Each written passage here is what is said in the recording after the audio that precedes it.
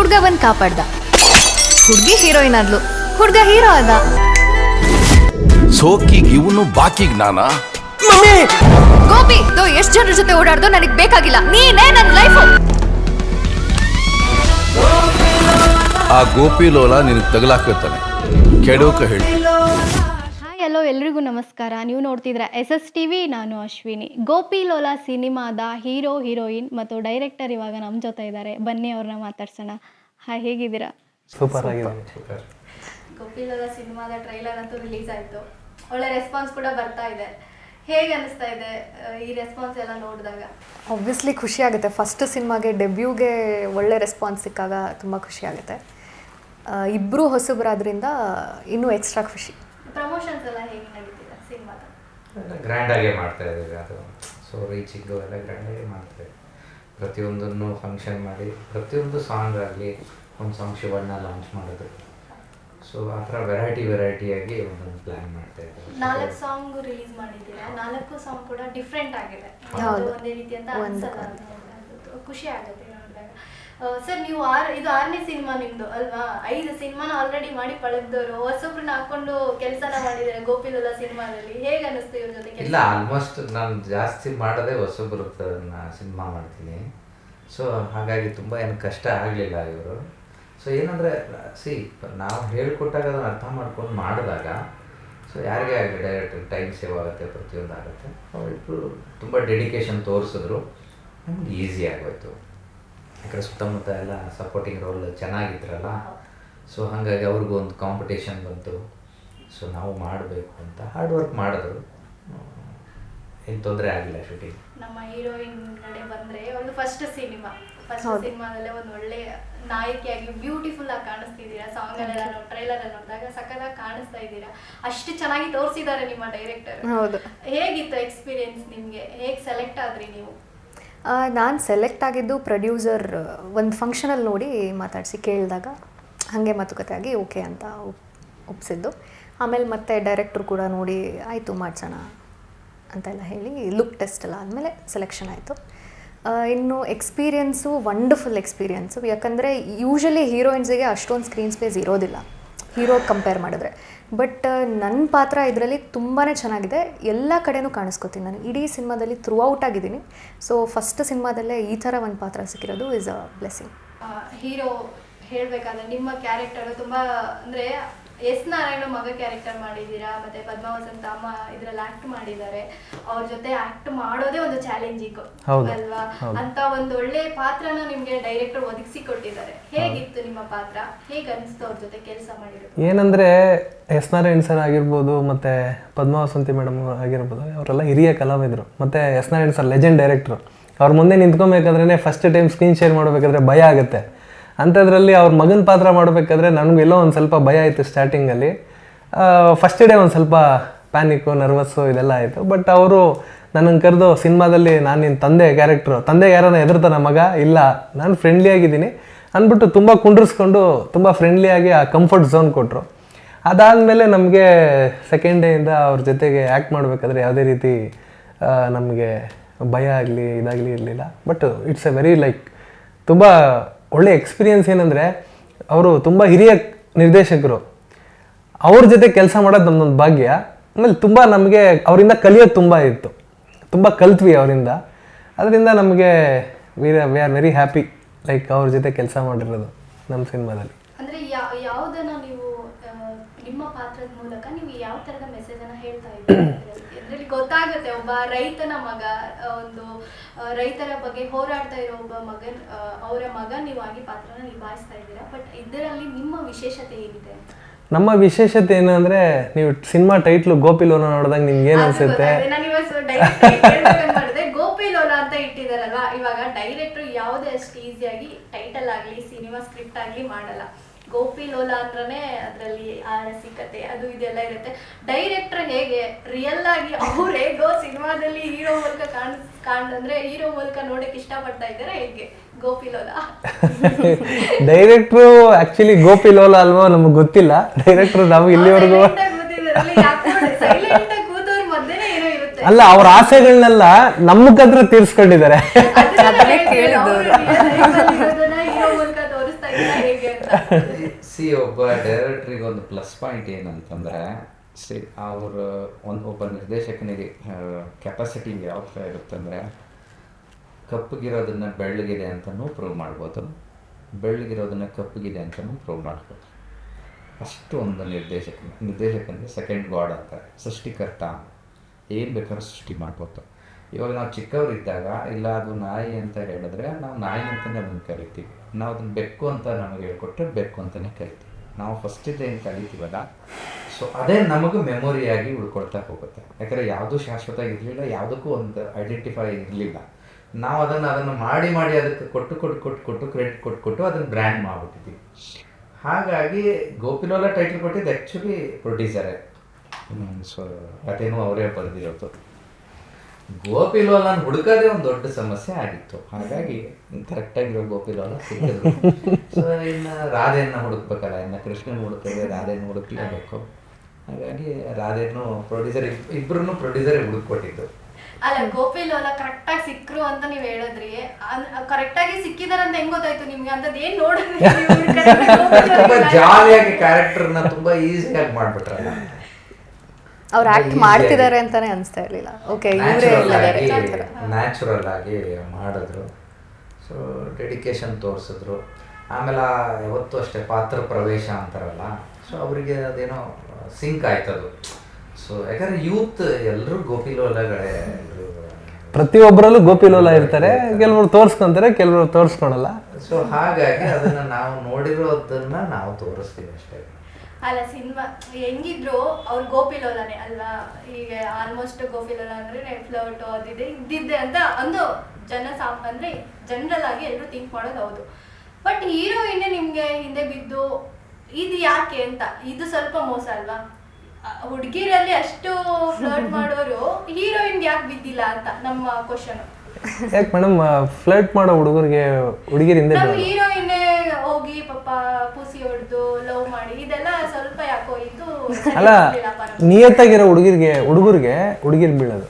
ಬೇರೆ ಹುಡುಗಿರಿಂದ ಹೋಗೋರು ನಮ್ಮ ಹೀರೋಯಿನ್ ಇಂದ ಯಾಕೆ ಬರ್ಲಿಲ್ಲ ಸರ್? ಇದು ನಿಮ್ಗೆ ಕ್ವಶನ್, ಯಾಕೆ ನಮ್ಮ ಹೀರೋಯಿನ್ ಇಂದ ಕಳಿಸ್ಲಿಲ್ಲ ನೀವು? ಅದು ಹುಡುಗಿರಿಗೆ ಜನರಲ್ ಆಗಿರುತ್ತಲ್ಲ, ಬೇಡ ಅಥವಾ ಆಟಿಟ್ಯೂಡ್ ತೋರಿಸೋ ಹುಡುಗನ ಕಡೆನೇ ಸೆಳೆತ ಜಾಸ್ತಿ ಆಗ್ತಾ ಇರುತ್ತೆ.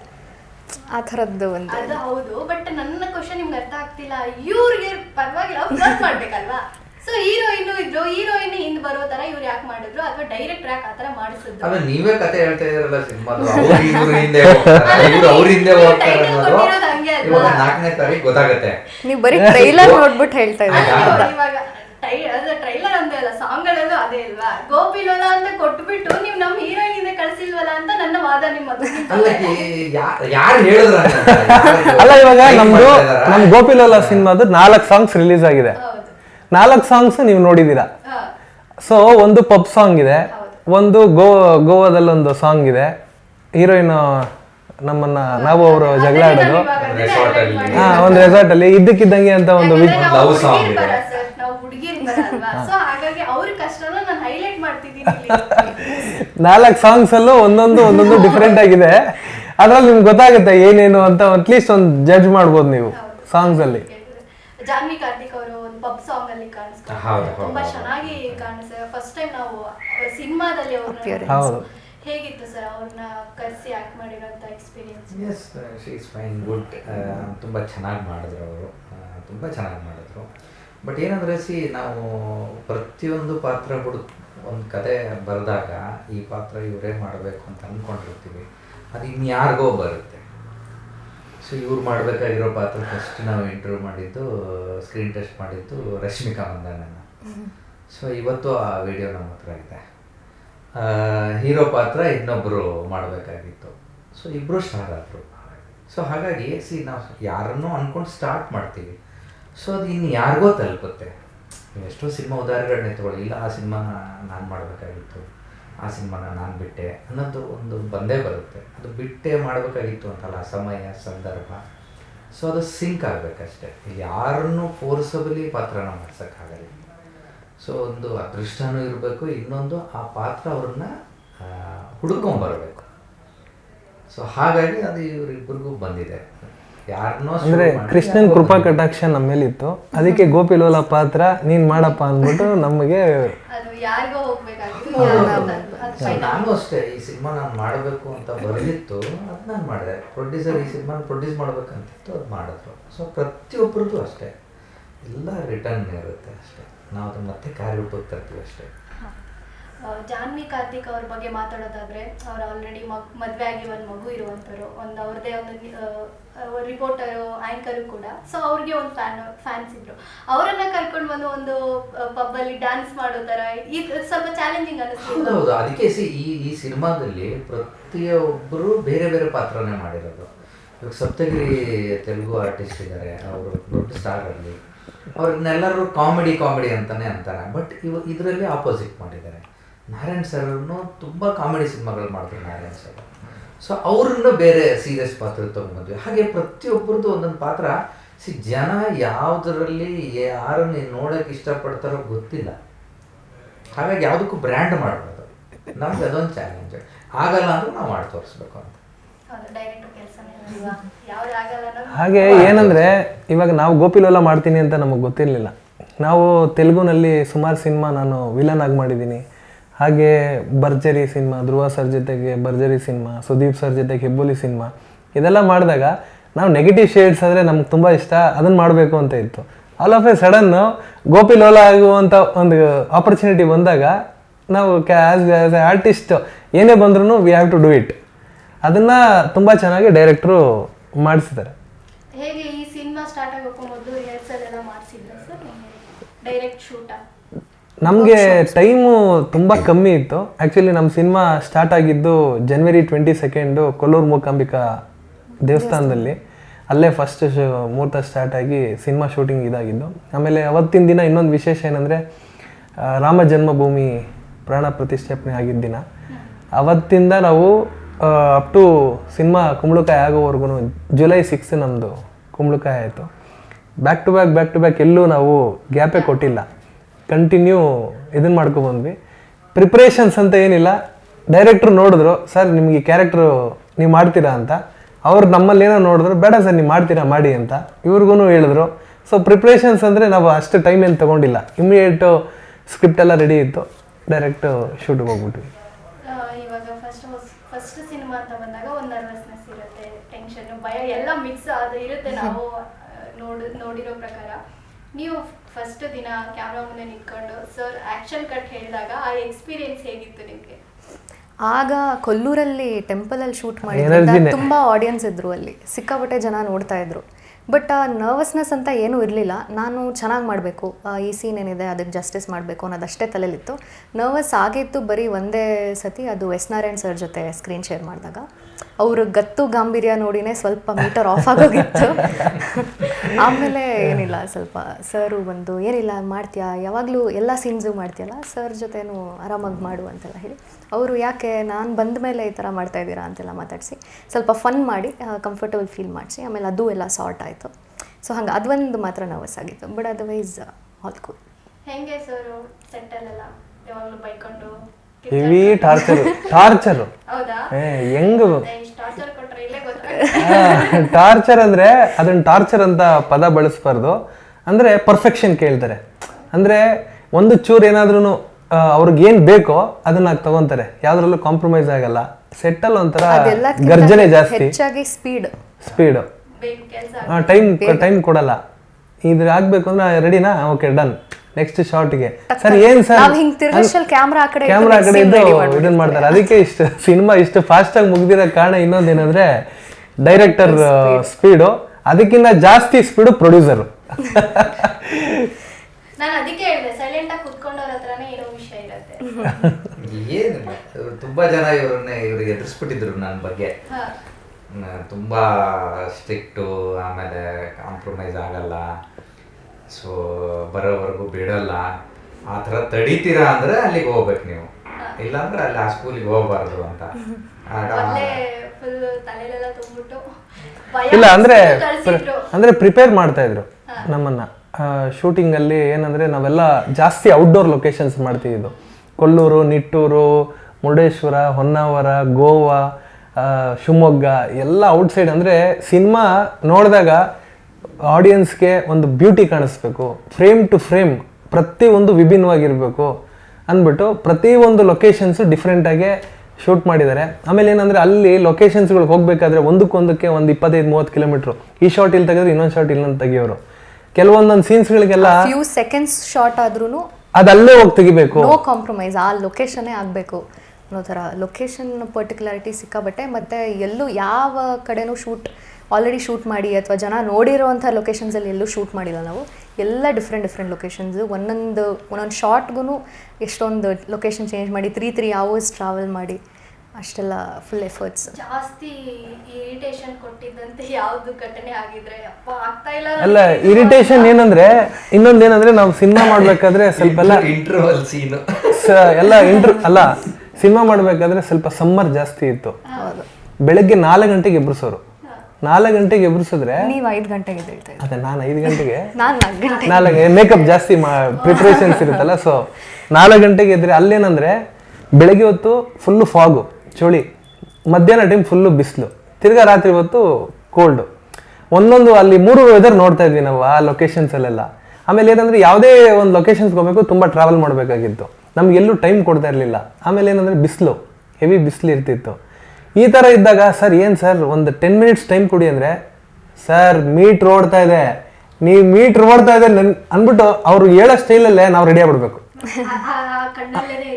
ಕಣ್ಣಲ್ಲೇ ಮೀಟ್ರ್ ಓಡ್ತಾ ಇದೆ ಸರ್ ಅಂದರೆ ಸಾಕು, ನಾವು ಟಕ್ಕಂತ ಓಡ್ತಾ ಇರಬೇಕು. ಹಾಗೆ ಅಂದರೆ ಶೂಟ್ ಮಾಡಬೇಕಾದ್ರೂ ಅಷ್ಟೇ ಎಲ್ಲೂ ಜಾಸ್ತಿ ನಮಗೆ ಕಷ್ಟ ಅನ್ನಿಸ್ತಿರ್ಲಿಲ್ಲ. ಯಾಕಂದರೆ ಅವ್ರು ರೆಡಿ ಮಾಡ್ತಾಯಿದ್ರು. ಕೆಲವೊಂದೊಂದು ಲೊಕೇಶನ್ಸ್ ಟ್ರಾವೆಲ್ ಮಾಡೋದಾಗಿರ್ಬೋದು, ಅಲ್ಲಿ ವೆದರ್ ಕಂಡೀಷನ್ಸ್ ಆಗಿರ್ಬೋದು, locations place to place travel ಆಗಿರೋದು, ಅದ್ರ ಜೊತೆಗೆ ಇದು ಅಂದರೆ ಹೊಸಬ್ರು ಬೇರೆ, ನಮಗೂ ಒಂದು ಎನರ್ಜಿ ಇರ್ತಾಯಿತ್ತು, ಮಾಡಲೇಬೇಕು, ಟೈಮ್ ವೇಸ್ಟ್ ಮಾಡಬಾರ್ದು, ಸಿನಿಮಾ ಜಲ್ದಿ ಕಂಪ್ಲೀಟ್ ಮಾಡಬೇಕು. ಆಮೇಲೆ ಡೈರೆಕ್ಟ್ರು ಅಷ್ಟು ಸ್ಪೀಡ್ ಆಗಿದ್ದಾರೆ, ಅವ್ರ ಸ್ಪೀಡಿಗೆ ನಾವು ಮ್ಯಾಚ್ ಆಗಬೇಕು, ಪ್ರೊಡ್ಯೂಸರ್ ಸ್ಪೀಡಿಗೆ ಮ್ಯಾಚ್ ಆಗಬೇಕು ಅಂತ ಇದೆಲ್ಲ ನಂಬಿಕೆ. ಏನಾದ್ರು ನೀವು ಮಾಡ್ತೀರಾ ಮಾಡಿ ಅಂದ್ಬಿಟ್ಟು, ಸರ್ ಏನು ಸರ್ ನಿಮ್ಗೇನು ಕರಿಬೇಕು ಅನ್ನೋರು ಒಂದೊಂದ್ಸತಿ, ಸರ್ ಏನು ಸರ್ ಸ್ವಲ್ಪ ಪ್ರಿಪೇರ್ ಆಗೋಣ ಸರ್ ಅಂದರೆ, ನೀವು ಮಾಡ್ತೀರಾ ಮಾಡಿ ಅನ್ನೋರು. ಹಂಗೆ ತುಂಬ ಸಪೋರ್ಟಿವ್ ಆಗೇ ಸಗದಾಗೆ ನಮಗೆ ಗೋಪಿ ಲೋಲನ ಆಚೆ ಕಡೆ ತಗೊಂಡು ನಿಲ್ಸಿದ್ದಾರೆ ಸಿನಿಮಾನ. ಹೆಂಗೆ ನಮ್ಮ ಹೀರೋಯಿನ್ ಸೆಟ್ ಅದೆಲ್ಲ ತುಂಬಾ ಸೈಲೆಂಟಾ ಅಥವಾ ತುಂಬಾ ಆಕ್ಟಿವಾ? ಸೈಲೆಂಟ್ ಅಂತನೂ ಇಲ್ಲ, ಆಕ್ಟಿವ್ ಅಂತನೂ ಇಲ್ಲ, ಸಿಚುವೇಶನ್ ತಕ್ಕಂಗೆ ಮ್ಯಾನೇಜ್ ಮಾಡ್ಕೊಂಡು ಹೋಗ್ಬೋದು. ಹೆಂಗೆ ನಿಮ್ಮ ಹೀರೋಯಿನ್ಸ್ ಹೆಂಗೆ ಸೆಟ್ ಅಲ್ಲಿ ಅಂತ? ಅಲ್ಲ, ಇಬ್ರು ಕಿಲಾಡಿಗಳೇ, ಆದ್ರೆ ನಮ್ಮ ಮುಂದೆ ಸೈಲೆಂಟ್ ಆಗಿರೋರು. ಯಾಕಂದ್ರೆ ಡೈಲಾಗ್ ಹೇಳ್ಬೇಕಲ್ಲ, ಮೈನ್ ಆಕ್ಟಿಂಗ್ ಮಾಡ್ಬೇಕಲ್ಲ. ಇಷ್ಟೆಲ್ಲ ಮಾಡ್ತೀರಾ, ಡೈಲಾಗ್ ಹೇಳಕ್ಕಾಗ್ತಾ ಬೈಸ್ಕೋಬೇಕಲ್ಲ. ನಾವೆಲ್ಲ ನೋಡ್ತಾ ಇರ್ತೀವೋ ಎಲ್ಲಿ ಈ ತರ ಮಾತಾಡ್ತಾ ಇದ್ರ, ಅದನ್ನ ಅಲ್ಲಿ ಮಾತಾಡ್ತೀರಾ, ಇಲ್ಲ ಯಾಕೆ ಮಾತಾಡಕ್ಕಾಗಲ್ಲ? ಸರ್ ಇದು ಹೌದು, ಇದು ಹೆಂಗೆ ಎಲ್ರು ಹೇಳೋದು ಇದು ಅಂದ್ರೆ, ಏನೋ ಸ್ವಲ್ಪ ಜಾಸ್ತಿ ಮಾತಾಡಿದ ತಕ್ಷಣ ಅಲ್ಲಿ ಮಾತಾಡ್ತೀರಾ, ಕ್ಯಾಮ್ರಾ ಮುಂದೆ ಯಾಕೆ ಮಾಡಲ್ಲ ಆಕ್ಟಿಂಗ್, ಇದೆಲ್ಲ ಕಾಮನ್ ಆಗಿ ಬೈಯುವಂಥದ್ದು. ಯಾಕೆ ಸರ್ ಎಲ್ರು ಫಿಕ್ಸ್ ಮಾಡ್ಕೊಂಡ್ಬಿಟ್ಟಿರ್ತೀರಾ ಇದೇ ತರ ಬೈಲಿ? ಇಲ್ಲ ಕಾಮನ್ ಅಲ್ಲ, ಆಕ್ಚುಲಿ ಎಲ್ಲರಲ್ಲೂ ಒಬ್ಬ ಆಕ್ಟರ್ ಇರ್ತಾನೆ. ಎಲ್ಲರೂ ಒಂದು ಮಗುನು ದೊಡ್ಡ ಆರ್ಟಿಸ್ಟ್ ಅದು ಒಂದು ಮಗು. ಯಾಕೆ ಹೇಳಿ, ನಿಮ್ಮ ಮಗುಗೆ ಮೊಬೈಲ್ ಕೊಟ್ಟು ಕಿತ್ಕೊಂಡ್ಬಿಟ್ರೆ ಅಳಕ್ಕೆ ಶುರು ಮಾಡ್ಬಿಡುತ್ತೆ. ಆ ಮಗು ಗೊತ್ತಿರುತ್ತೆ ನಾ ಹತ್ರ ನನಗೆ ವಾಪಸ್ ಅದು ಮೊಬೈಲ್ ಕೊಡ್ತಾರೆ ಅಂತ. ಸೊ ಅದು ಒಂದು ಟ್ಯಾಲೆಂಟ್ ಅದು. ಸೊ ಅಂದರೆ ಇನ್ನೊಬ್ಬರ ವೀಕ್ನೆಸ್ಸನ್ನು ಎನ್ಕ್ಯಾಶ್ ಮಾಡ್ಕೊಳ್ಬೋದು. ಸೊ ಹಾಗಾಗಿ ಇವಾಗ ತುಂಬ ಈಸಿಯಾಗಿ ನಾನು ಮಾಡ್ತಾ ಇದ್ದೀನಿ ಅಂತ ಆ್ಯಕ್ಟ್ ಮಾಡಬಾರ್ದು. ನಾನು ತುಂಬ ಜನ ಟ್ರೈನ್ ಮಾಡ್ತೀನಲ್ಲ, ನಾನೊಬ್ಬ ಬೇಸಿಕಲಿ ಆ್ಯಕ್ಟಿಂಗ್ ಸ್ಟೂಡೆಂಟ್, ನಾನು ಆ್ಯಕ್ಟರ್ ಆಗಬೇಕು ಅಂತ ಬಂದವನು. ಸೊ ನಾನು ಆ್ಯಕ್ಟರ್ ಆಗಲಿಲ್ಲ, ಸೊ ಅದಕ್ಕೆ ಇವರು ಮೂಲಕ ನಾನು ಅದನ್ನು ಪ್ರೆಸೆಂಟ್ ಮಾಡ್ತಾ ಇದ್ದೀನಿ. ಅದಕ್ಕೆ ನಾನು ಮಾಡಿರೋ ಸಿನಿಮಾದಲ್ಲಿ ಪರ್ಫಾರ್ಮೆನ್ಸ್ ಜಾಸ್ತಿ, ಸುಮ್ಮನೆ ಕಾಂಜಿ ಪಿಂಜಿಂಗ್ ಅಲ್ಲ. ಒಂದು ಸಣ್ಣ ಪಾತ್ರ ಇದ್ರೂ ಅದ್ಭುತವಾಗಿ ಆ್ಯಕ್ಟ್ ಮಾಡಬೇಕು, ಚೆನ್ನಾಗಿ ಮಾಡಲೇಬೇಕು, ನ್ಯಾಚುರಲ್ ಆಗಿ ಬರಬೇಕು. ಸೊ ಅದೊಂಥರ ನಮ್ಮದು ಸ್ಕೂಲಿಂದ ಹೋದರೆ ಅಲ್ಲಿ ಯಾರ್ಯಾರ ಹತ್ರ ಮಾಡಿದ್ದೀರಾ, ಆಯ್ತು, ಓಕೆ ಡನ್, ಇನ್ನೇನು ಕಲಿಸೋ ಅವಶ್ಯಕತೆ ಇಲ್ಲ. ಯಾಕಂದರೆ ಅಷ್ಟು ನನಗೇನಂದರೆ ಅವ್ರು ಮಾಡ್ತೀನಿ ಅಂತಂದರೆ ಎಂಥವರೇ ಆಗಲಿ ಮಾಡಿಸ್ತೀವಿ. ಯಾಕಂದರೆ ಒಬ್ಬ ಹ್ಯಾಂಡಿಕ್ಯಾಪ್ಟನ್ನೇ ಕರ್ಕೊಂಡ್ಬಂದು ಒಂದು ಸಿನಿಮಾ ಮಾಡಿಸಿದ್ವಿ ನಾನು, ಒರಿಜಿನಲ್ ಹ್ಯಾಂಡಿಕ್ಯಾಪ್, ಇದೇ ಪ್ರೊಡ್ಯೂಸರ್. ಸೊ ಅವನಿಗೊಂದು 30-35 ಆಪ್ರೇಷನ್ ಆಗಿತ್ತು ಅವ್ರಿಗೆ. ಎಂಟೈರ್ ಇವರೇ ನಾನು ಆಗಲ್ಲ ಅವ್ನ ಕೈಲಿ ಆ್ಯಕ್ಟಿಂಗು ಅಂತಂದರೆ, ನಾನು ಮಾಡಿಸ್ತೀನಿ ರೀ ಅಂತ ಕರ್ಕೊಂಡ್ಬಂದು ಮಾಡಿಸಿದ್ವಿ ಕೂಡ. ಬಟ್ ಏನಂದರೆ ಆ ಸಿನಿಮಾಗೆ ಅವಾರ್ಡ್ ಬರಲಿಲ್ಲ, ಅದೇ ಒಂದು ದೊಡ್ಡ ದುರಂತ, ಆಮೇಲೆ ಬೇಜಾರ ವಿಷಯ. ಸೊ ಅಂಥವರೇ ಮಾಡ್ತಾರೆ ಅಂತಂದಾಗ ಇವರೆಲ್ಲ ಯಾಕೆ, ಒಂದು ಚಾಲೆಂಜ್ ಅಷ್ಟೇ. ತುಂಬ ಈಸಿ ಆ್ಯಕ್ಟಿಂಗು, ಆ ಟೆಕ್ನಿಕ್ ಗೊತ್ತಾಗುತ್ತೆ ಅಷ್ಟೇ. ಅಂದ್ರೆ ಹಿಂದೆ ಎಲ್ಲ ಫುಲ್ ಅವ್ರ ಗಲಾಟೆಗಳು ತರಲೆ ಎಲ್ಲ ನಡೀತಾ ಇತ್ತು. ಡೈರೆಕ್ಟರ್ ಬಂದಾಗ ಫುಲ್ ಫಸ್ಟ್ ರ್ಯಾಂಕ್ ರಾಜು ತರ ಸುಮ್ಮನೆ ತರಲೆ ಇಲ್ಲ, ಅವ್ರಿಗೆ ತರಲೆ ಮಾಡಕ್ ಟೈಮ್ ಕೊಡ್ತಿರ್ಲಿಲ್ಲ. ಸೊ ಏನಿದ್ರು ಪ್ಯಾಕಪ್ ಬೆಳಗ್ಗೆ ಕ್ಯಾಮ್ರಾ ಶಾರ್ಟ್ ಸ್ಟಾರ್ಟ್ ಆದ್ರೆ ಶೂಟಿಂಗ್ ನಮ್ದು ಬೆಳಗ್ಗೆನೆ, ಆಮೇಲೆ ಸ್ಮೋಕ್ ಹೊಟ್ಟೋಗ್ಬಿಡುತ್ತೆ, ಮಿಸ್ಟ್ ಎಲ್ಲ ಹೊಟ್ಟೋಗ್ಬಿಡುತ್ತೆ. ಸೊ ಅದನ್ನ ನಾವು ಮತ್ತೆ ಕ್ರಿಯೇಟ್ ಮಾಡೋಕ್ಕಾಗಲ್ಲ. ಸೊ ಹಾಗಾಗಿ ಅವರಿಗೆ ಏನಿದ್ರು ಪ್ಯಾಕಪ್ ಆದ್ಮೇಲೆ ಪ್ಯಾಕಪ್ ಆದ್ಮೇಲೆ ಹೆಂಗೆ ಡೈರೆಕ್ಟ್ ಪ್ಯಾಕಪ್ ಆದ್ಮೇಲೆ ಫುಲ್ ಜಾಲಿ ಬಾಯ್ ಅವರು. ಹೌದಾ? ಎಲ್ಲ ಆರ್ಟಿಸ್ಟ್ಗಳು ಕಾಣಿಸೋರು ಅವರಲ್ಲಿ. ಕ್ಯಾಮ್ರಾದಲ್ಲಿ ನಮ್ಮಿಬ್ರು ಕೆಮಿಸ್ಟ್ರಿ, ಪ್ಯಾಕಪ್ ಆದ್ಮೇಲೆ ಇವರಿಬ್ರು ಕೆಮಿಸ್ಟ್ರಿ. ನಾನು ಮಧ್ಯ ಸ್ಯಾಂಡ್ವಿಚ್ ಪೀಸ್ ತರ ಓ ಅಂತ, ಇವರಿಬ್ರು ಫುಲ್ ರೊಮ್ಯಾನ್ಸ್ ಅಂತಾರಲ್ಲ ಆ ಥರ. ಕೆಲಸನೇ ಬೇರೆ, ಸೊ ಫ್ರೆಂಡ್ಶಿಪ್ಪೇ ಬೇರೆ. ಎರಡನ್ನೂ ಕ್ಲಬ್ ಮಾಡಬಾರ್ದು. ಸೊ ದೊಡ್ಡವರಲ್ಲಿ ಚಿಕ್ಕವರಲ್ಲಿ ಆ ಸ್ಥಾನಕ್ಕೆ ಗೌರವ ಕೊಡಬೇಕು. ನಾನು ಅದನ್ನ ಹೇಳೋದು. ಈಗ ಅವರು ಪ್ರೊಡ್ಯೂಸರ್ ಅಳಿಯ ಅವರು, ಬಟ್ ಯಾವತ್ತೂ ನನ್ನ ಮುಂದೆ ಪ್ರೊಡ್ಯೂಸರ್ ಅಳಿಯ ಥರ ಇರಲಿಲ್ಲ. ನಾನು ಆ ಥರ ಟ್ರೀಟು ಮಾಡಲಿಲ್ಲ. ನನ್ನ ಒಂದು ಪಾತ್ರ ಅಷ್ಟೇ. ನನಗೆ ಪಾತ್ರ ಮುಗಿದ್ಮೇಲೆ ವಿ ಆರ್ ಫ್ರೆಂಡ್ಸ್. ಇವ್ರಿಗೂ ಅದೇ, ಇವರೊಬ್ಬರು ರೈಟರ್ ಮಗಳು, ಈ ಸಿನಿಮಾ ಸ್ಕ್ರೀನ್ ಪ್ಲೇ ಡೈಲಾಗ್ಸ್ ಬರೆದಿದ್ದಾರೆ. ಅವರು ನನ್ನ ಸ್ನೇಹಿತರು. ನಾನು ಯಾವತ್ತೂ ಅವ್ರನ್ನ ಫ್ರೆಂಡು ಫ್ಯಾಮಿಲಿ ಟ್ರೀಟ್ ಮಾಡಲೇ ಇಲ್ಲ. ಯಾರು ಬಂದರೂ ಅಷ್ಟೇ. ನನಗೆ ಏನಂದ್ರೆ ಆ ಪಾತ್ರ ಕಾಣಿಸುತ್ತೆ, ಆ ಕ್ಯಾರೆಕ್ಟರ್ ಕಾಣುತ್ತೆ. ಏನು ಬೇಕಾದ್ರೂ ಅನ್ಕೋಬೋದು, ಆ್ಯಟಿಟ್ಯೂಡ್ ಅನ್ಕೋಬೋದು, ಏನು ಬೇಕಾದ್ರೂ ಅನ್ಕೋಬೋದು. ನನ್ನ ಕೆಲಸ